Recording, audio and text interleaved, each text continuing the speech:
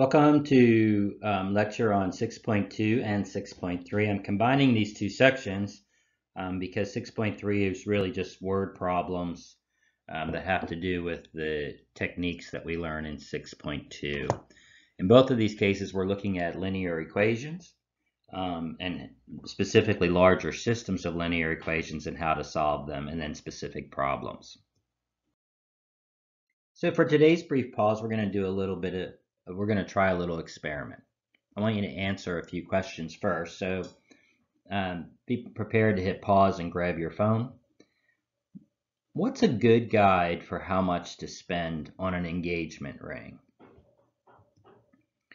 How did you come up with that information? And then do a little bit more research and see if you can find out where that recommendation comes from. So go ahead and hit pause. Do a quick search. This shouldn't take more than a minute or two, and see if you can come up with, again, where that recommendation comes from. So the point of today's exercise is really to look at how we adopt ideas that may not be our own, often because we simply hear them multiple times, and don't really know who the source is or don't ever validate the source. So if you do a search for how much you should spend on an engagement ring, you'll probably hear something like the industry recommends that you spend 2 months' salary on an engagement ring. And certainly this has become almost kind of standard insight. It's influenced a lot of people, and I want to be careful about gender specific, about building expectations for what they should get. Thinking about the last chapter, where someone who is financially savvy should have 6 months of income saved, or really expenses saved, and how much a difficulty that is for the vast majority. Yet we still have this idea or guide that for an engagement ring we should spend 2 months of a salary on this important memento. If you do some research, and either Amazon or Netflix did a documentary on the De Beers family, who is an old British family that had a controlling interest in diamond mines in Africa for well over 100 years, and how they manipulated marketing and the messaging around diamonds and the value of diamonds. And to some degree, a diamond is just another rock on this planet. It's not the rarest of rocks, but we have given it the value of being one of the most expensive of minerals or rocks, etc. And so, the messaging behind this comes from who? Comes from the diamond industry. They want you to spend 2 months' salary on a diamond ring versus, much cheaper, maybe not even a quarter of a salary on a cubic zirconia ring, which may actually be more clear and have finer points than many diamonds. And so, again, the point of today's brief pause is to really question even things that we take for granted, especially things that we take for granted that we're not paying attention to. And so our quotes are, "Be careful who you trust. Remember, the devil was once an angel." And also, don't trust everything you see. Even salt looks like sugar. There's a lot of things that are happening in the world because we are inundated with media through television and now our phones and our computers, etc., that we get constant messages that we just may accept because we're not paying attention or we don't want to go a little bit deeper. And so I have no real interest in how much you spend on an engagement ring, or how much you did spend, or how much you plan to spend. But my challenge to you is to think in terms of your life holistically, And is 2 months' salary on a ring more important than 2 months' salary in a rainy day fund? And if you can afford it in one area, why can't you afford it in another? And if you can't afford both, then that should tell you something, or in my mind as well. So let's continue on. This chapter deals with linear or first degree equations, such as 2x plus 3y equals 14. This is a linear equation in 2 variables. And 4x minus 2y plus 5z equals 8, which is a linear equation in 3 variables. Okay?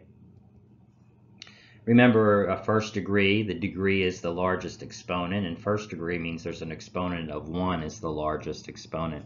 A solution of such an equation is an ordered list of numbers that, when substituted for the variables in the order they appear, produces a true statement. In a linear equation in 2 variables, this would just be an xy coordinate, really a 2-dimensional Cartesian grid or a graph, point on a graph.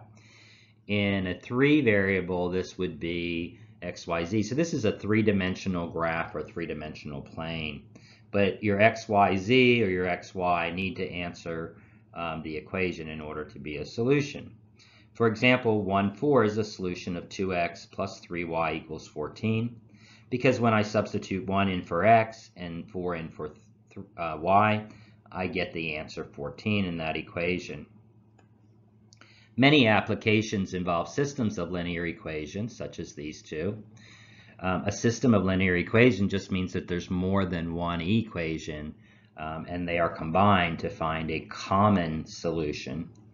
So on the left, you can see 2 equations in 2 variables, 5x minus 3y equals 7, 2x plus 4y equals 8. On the right, you can see 3 equations in 4 variables, 2x plus y plus z equals 3, x plus y plus z plus w equals 5, negative 4x plus z plus w equals 0. These are all just examples of linear systems of linear equations. So again, a solution of a system is a solution that satisfies all the equations in the system. Okay. Lines that intersect at exactly one point, these have exactly one solution, and it can be more than 2 lines, etc., but all are 2 equations, 2 lines, one equation, or 3 lines, or 4, whatever.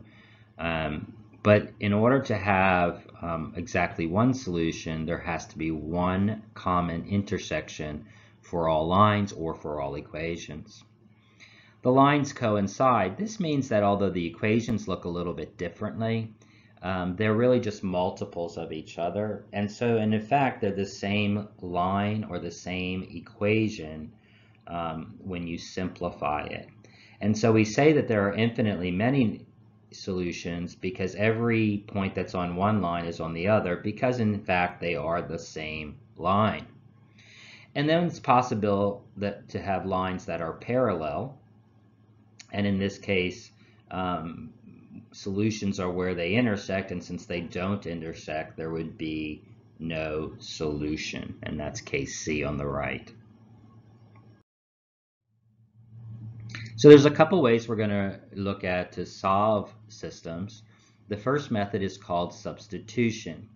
This is where we solve one equation for one variable and then plug in that formula for the variable into the other equation. Okay, so let's look at that. So if we take the first equation and solve it for y, that means we're trying to figure out what y equals. So the first thing we do is subtract negative 2x, or subtract 2x from both sides.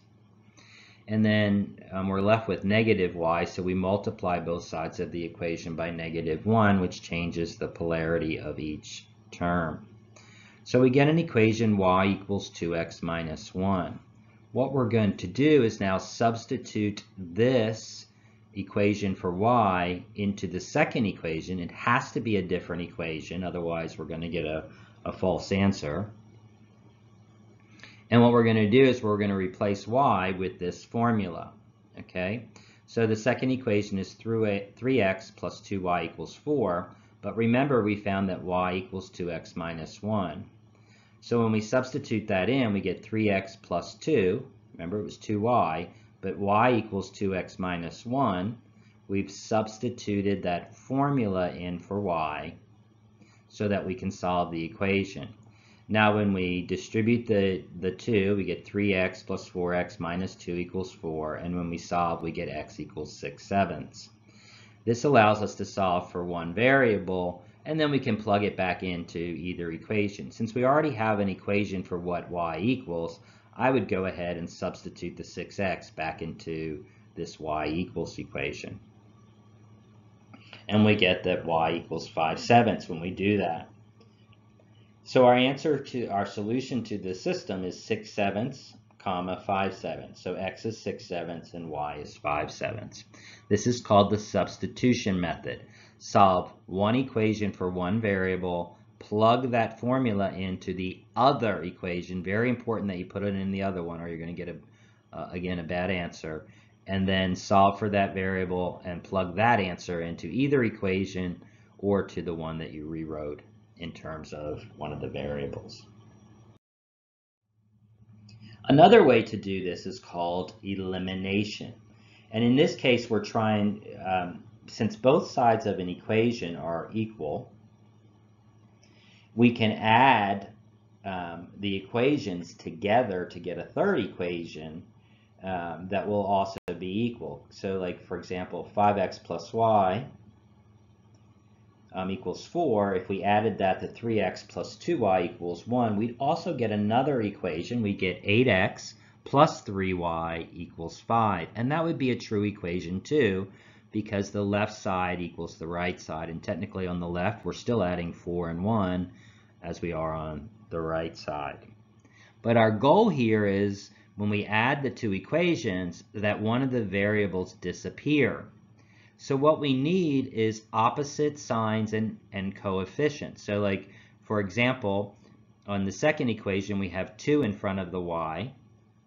If we had a negative 2 in front of the y in the first equation, then when we added them, the y's would go away because we'd have negative 2y plus 2y, and that would be 0y. We'd only be left with x's. And so that's our goal in elimination, is to get the coefficients to be the same number in opposite signs so that when we add them, it disappears. So to get rid of the y's in this system, we would just multiply this entire first equation by negative 2. So we'd get negative 10x minus 2y equals negative 8. Then we could add them.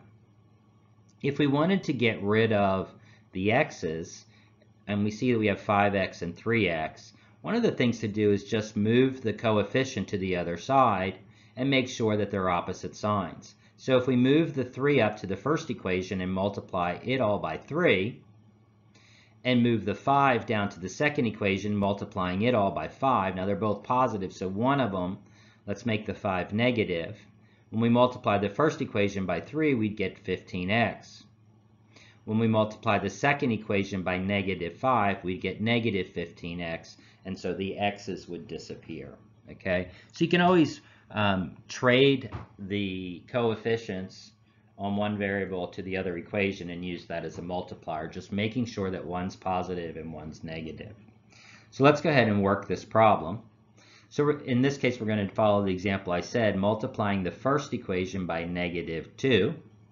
We get negative 10x minus 2y equals negative 8, which you can see there. The second equation stays because when we add these two equations, we can see that the y's are going to disappear. So for elimination, we're adding them and we get negative 7x equals negative 7. Divide both sides by negative 7 and we get x equals 1.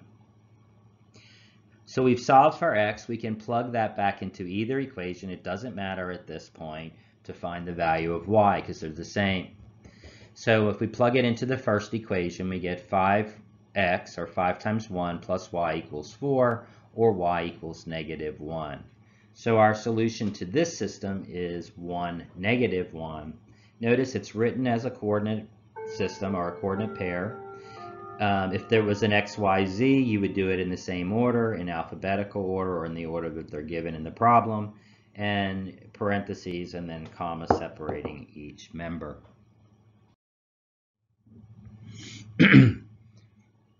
Remember that linear systems that intersect at one point have one solution.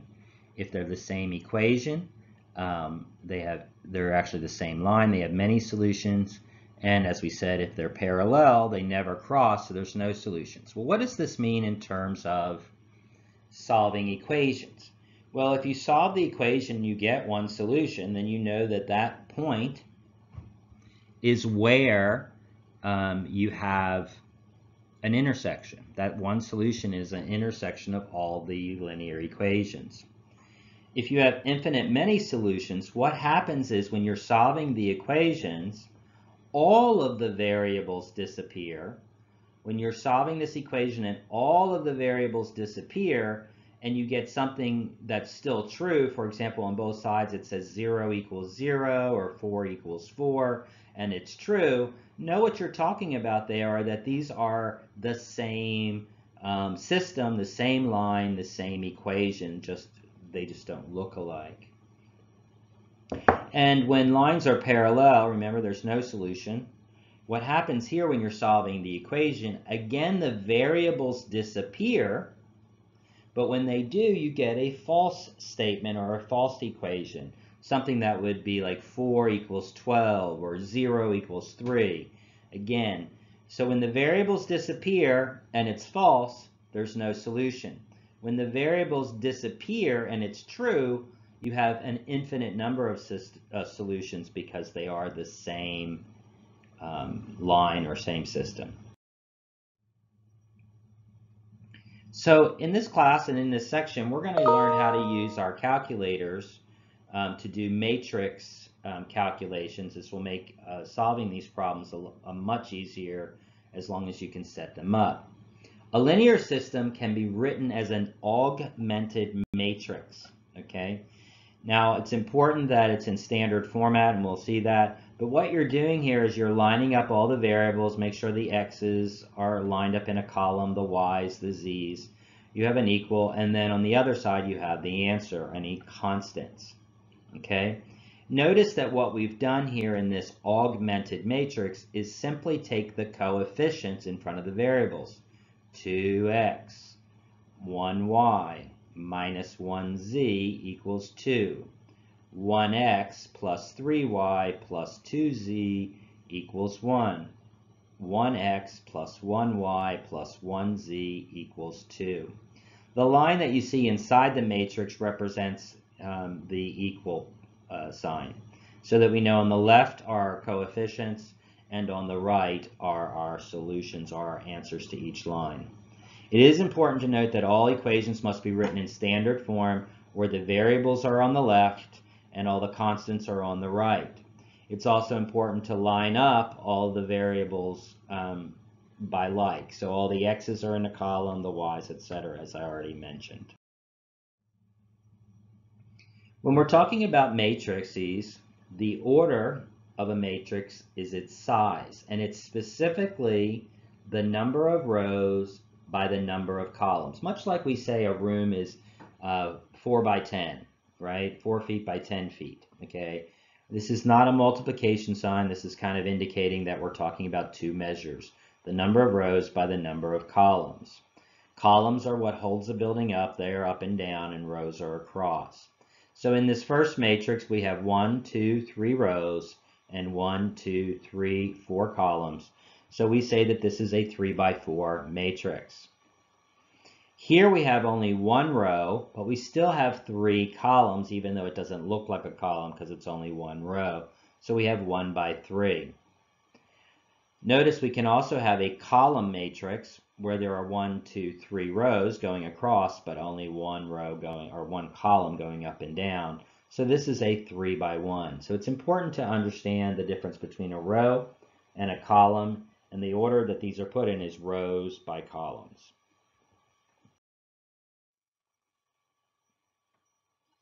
Use matrices to solve the system. X minus 2y equals 6 minus 4z. X plus 13z equals 6 minus y. Negative 2x plus 6y minus z equals negative 10. Okay? The first thing we want to do is put these in standard form. The third equation is already in standard form. Notice all of the variables are on the left and the constant is on the right. So in the first equation, we have to get this minus 4z over to the left side. So we're going to add 4z to both sides. In the second equation, we have a minus y on the right side, so we need it on the left side, so we're going to add y to both sides.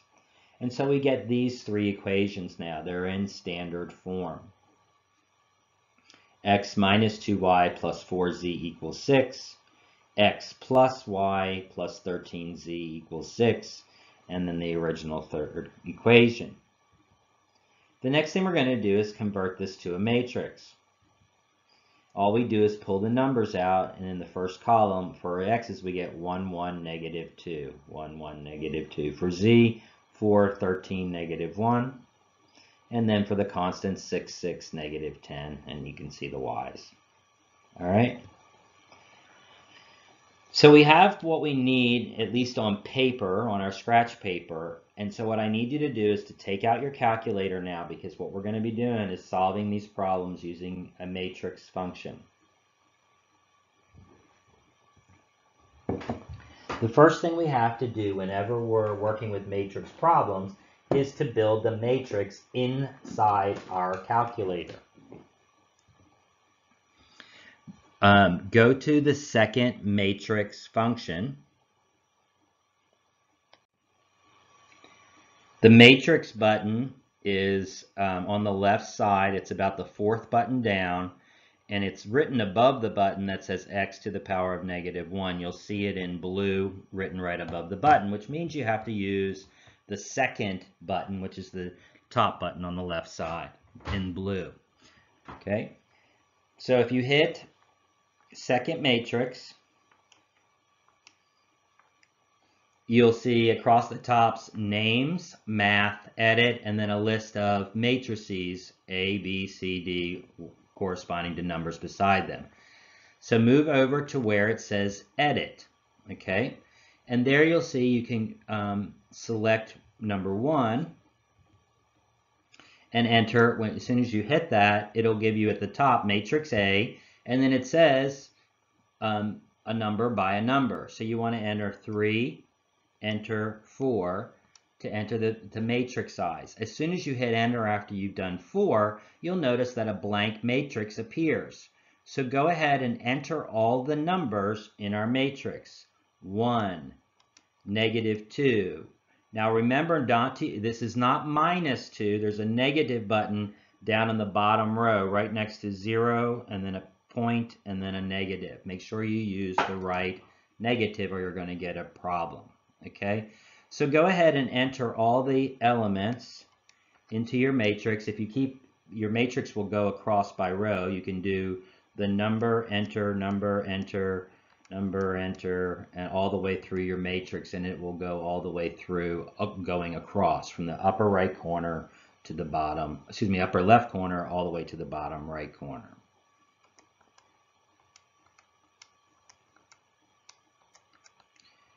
All right, once you have that done, we need to quit. We've built our matrix and now we need to do some operations. So hit the second button and right next to it you'll see mode, and above it it says quit. And this kind of takes you out back to the beginning part of your calculator. So we've built our matrix. That's always the first part. We have to have it in standard form. And when we say build matrix, we're building it in the calculator. Now we want to solve the matrix, okay? So again, hit second matrix, but this time, instead of tabbing over to edit, when we're building matrix, we use edit, but when we're solving matrix, we use the math function, okay? And page down to letter B, or where you will see RREF, okay? RREF stands for reduced row epsilon form. And this gives you a special kind of matrix. And so if you go down to B, where it says RREF, and hit enter, you'll have a parenthesis next to it. And this is asking you for which matrix you want to select. So again, hit second matrix, and then select matrix A and hit enter. All right, this plugs it into your formula. You should see it at the top of your calculator, RREF, parenthesis, matrix A, and you can close the parenthesis if you want, and then hit enter again. This should be what you should see in your calculator, okay? This should be what you will see in your calculator.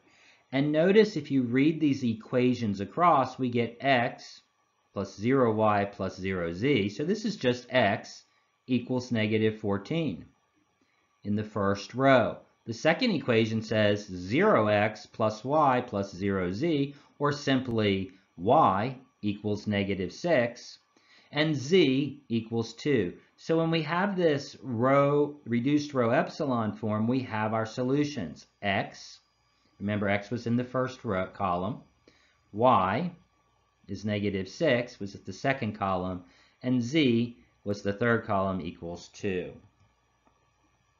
Okay, so when you have reduced row epsilon form, your matrix C is providing the solutions on the right opposite wherever the 1 is. So since the 1 in the first row is in the x column, x equals negative 14. The 1 is in the second column in the second equation, so y equals negative 6 because that was the second column. And then we need to interpret the answer matrix. And so we get x equals negative 14, y equals negative 6, and z equals 2. And then we write them in parenthesis format, x, y, z. All right, so why don't you try solving this one? The first thing to do is to, again, rewrite the matrix system. Rewrite the linear system into a matrix. I'm going to put all of these up here so you know what to do. And see if you get this matrix. Build your matrix. It should be a 1, 2, 3, 4 by 1, 2, 3, 4. You should have a 4 by 4 matrix. Okay? So you're going to build your matrix 4 by 4. You're going to enter all the numbers 1, 2, negative 1, 0, 3, negative 1, 1, 6, 7, 28, negative 8, negative 5. Again, making sure you're using the negative button, not the minus. And then the last row is 5, 3, negative 1, 6. Quit out of that. Go back, solve your matrix. Pick the matrix that you just built, the 4 by 4. Page down to the RREF. Hit enter. Select the matrix, enter, enter, and you should have this answer. Your calculator, if you look under the math button, which is right above the matrix button, can convert those long decimals into fractions. If you hit the math button, you'll see the very first option is fraction. And so that converts your answers into fractions. So that's a nice thing to know as well. And so this is the same matrix that we just saw, but in fraction form, it's a little bit clearer. X equals 11 sevenths, y equals negative 2 sevenths, and z equals 1.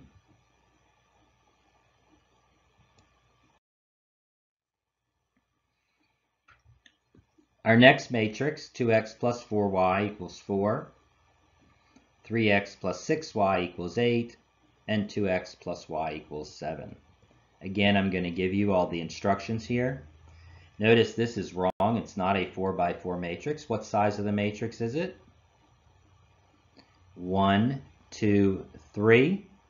1, 2, 3. So this matrix is actually a 3 by 3. Make sure you enter that correctly. Enter all your elements, 2, 4, 4, 3, 6, 8, 2, 1, 7. Quit. Then go back into solve. Tab over to math. Enter, go down to B, RREF, hit enter. Select the matrix A. We're using second matrix again, and then hit enter, and you should get this.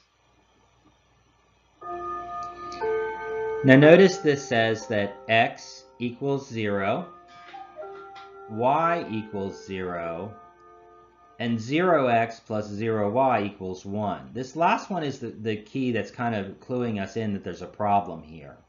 If we have 0x and 0y, how can we have an answer of 1? And we can also see if we plug in 0 for x and y, we're going to get 0 equals 4. So there's a problem here, okay? When your variables all go to 0, but your constant is something besides 0, this is telling you that we have a false system. Now remember when the variables disappeared and then what was left was false. So if you have 0, 0, and then all zeros and then the last one's a number besides 0, you've got a problem. And this means that there's no solution to this matrix. Okay? No solution. If it was 0, 0, 0, that could indicate that it's possible that they're the same equation in the same line and that there's infinite number of solutions. But you have to be careful because like in the last problem, we actually have more equations than we need to solve this, and that's part of the problem. Why there's no solution, because there's no clear one single intersection point for all three lines. Okay? So now let's look at some applications of this. We're going to solve these the same way using that matrix structure that we've done on 2 or 3 problems. Okay? It's a good idea in application problems when we read them, we get a little overwhelmed with data. So it's a good idea to start with the question or to read the last sentence first in most cases. How many of each kind of vehicle can the company buy? Whatever the question is, that is our variable. So our variable and our variables are kinds of vehicles. Now what kind of vehicles do we have? We have a van, I'm going to make that V. I have a small truck, I'm going to make that S.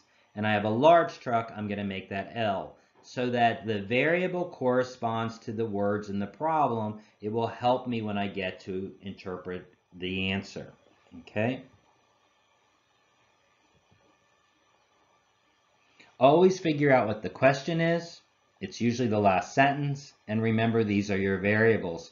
So pick variables, and I strongly suggest you pick letters that relate to the problem in question. Then read each sentence at a time and try to make an equation using the variables. So the UDrive rent-a-truck company plans to spend $5 million on 200 new vehicles. Okay, so we're going to buy 200 new vehicles. What would be an equation that uses the variables we created to identify that we want 200 of them? Well, that's a pretty simple one, right? The number of vans that we buy plus the number of small trucks that we buy plus the number of large trucks that we buy is going to equal 200. We have $5 million to spend, but in order to figure out how much we spend per each vehicle, we need to know the cost of each. So for example, if I buy 2 vans, that's going to cost $40,000. The number of vans times 20,000. The number of small trucks times 25,000 plus the number of large trucks times 35,000. That has to equal 5 million. The cost of each van times the number of vans, the cost of each small truck times the number of small trucks, the S, plus the number of large trucks, L, times 35,000 has to add up to 5 million. So we've got the first 2 sentences done. We have another sentence here. Typically, we need the number of equations, the same number of equations as the number of variables. So we need another equation since we're trying to solve for 3 variables. Past experience shows that UDrive needs twice as many vans as small trucks. Now, for whatever reason, my intuition does not work on this problem, okay? When I read a sentence like this, twice as many vans as small trucks, says to me that the equation is 2V equals S, right? Twice as many vans, 2 times vans equals small trucks. But it's in reverse. So when I have these types of problems, I actually figure out an example, a simple example. So for example, if I have 10 small trucks, how many vans do I need? Well, I need twice as many vans as small trucks, so I would need 20. So then I look at my formula and I said 2V equals S, right? Twice as many vans as small trucks, 2V equals S. Well, but we just said that the vans were 20 and the small trucks was 10. That's not true. So you got to be careful with these. I think it's just the way it reads, and so I see twice as many vans, so I think that's 2 times vans. But no, if I need twice as many vans, I have to multiply the number of small trucks by 2. So be careful here. My, again, intuition almost is always wrong with these problems, so I have to do an example and check it. The correct answer, the correct third equation is vans equal 2 times small trucks, because we need twice as many vans as small trucks. So we need to write these equations in standard form. The first 2 are done. The second is not, so we'd have V minus 2S equals 0. Okay? Plug that into your matrix. We're going to have a 1, 2, 3 by 4 matrix. Plug that in and go through the steps. Remember, build your matrix and then solve your matrix. And you should get this answer as a solution matrix, which tells us that vans, we should buy 100 vans, 50 small trucks, and 50 large trucks. Make sure you try this problem. Make sure you try to build the matrix. It should be 1, 1, 1, 200, 20,000, 25,000, 35,000, 5 million. Notice you could divide all of these by 1,000 to make it smaller on both sides. And then you should get 1, negative 2, 0, 0, right? Because when you rewrite V equals 2S into standard form, you get V minus 2S equals 0. There is no L, so a 0 goes there, and the constant is 0 as well. Let's try one more problem. An animal feed is to be made from corn, soybeans, and cottonseed. Determine how many units of each ingredient are needed to make a feed that supplies 1,800 units of fiber, 2,800 units of protein, given that 1 unit of each ingredient provides the numbers of units shown in the table below, and 2,800 units of fat. I knew I missed something there. The table states, for example, that a unit of corn produces 10 units of fiber, 30 units of fat, and 20 units of protein. Well, this is a good problem from a student perspective. Why? Because look, they've built the whole matrix, and we're trying to figure out how many units of each ingredient. Well, the ingredients are corn, soybeans, and cottonseed. So we've got the matrix right here. We can plug this numbers in, do the RREF, and solve for it. Create your matrix, solve your matrix, and you should get this. So what I need to do is to have 30 units of corn, 15 units of soybeans, and 40 units of cottonseed. So that's the end of lecture for 6.2 and 6.3. If you need to go back and see how you do your matrix. Notice also in my math lab in eCampus, there's a link to tools, and there's a tutorial calculator in there that goes through the steps for the matrix function as well. All right, reach out if you need help.